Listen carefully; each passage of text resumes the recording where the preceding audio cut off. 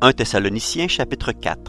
Au reste, frères, puisque vous avez appris de nous comment vous devez vous conduire et plaire à Dieu, et c'est là ce que vous faites, nous vous prions et nous vous conjurons au nom du Seigneur Jésus de marcher à cet égard de progrès en progrès. Vous savez en effet quels préceptes nous vous avons donnés de la part du Seigneur Jésus. Ce que Dieu veut, c'est votre sanctification, c'est que vous vous absteniez de l'impudicité, c'est que chacun de vous sache posséder son corps dans la sainteté et l'honnêteté, sans vous livrer à une convoitise passionnée comme font les païens qui ne connaissent pas Dieu.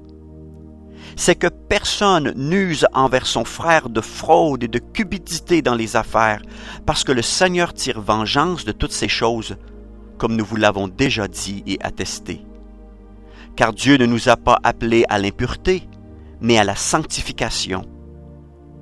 Celui donc qui rejette ses préceptes ne rejette pas un homme, mais Dieu, qui vous a aussi donné son Saint-Esprit.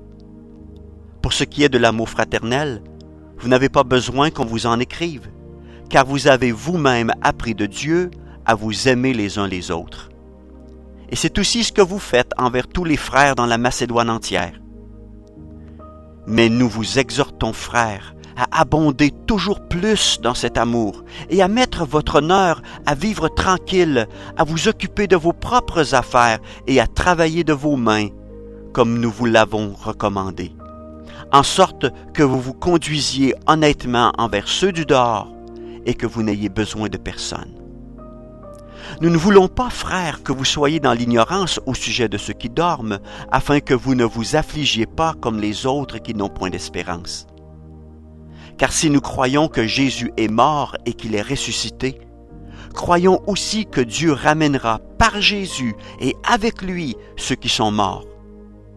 Voici en effet ce que nous vous déclarons d'après la parole du Seigneur. Nous les vivants, restés pour l'avènement du Seigneur, nous ne devancerons pas ceux qui sont morts. Car le Seigneur lui-même, à un signal donné, à la voix d'un archange et au son de la trompette de Dieu, descendra du ciel, et les morts en Christ ressusciteront premièrement.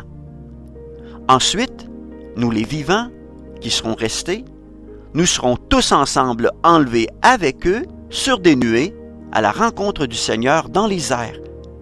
Et ainsi, nous serons toujours avec le Seigneur. Consolez-vous donc les uns les autres par ces paroles.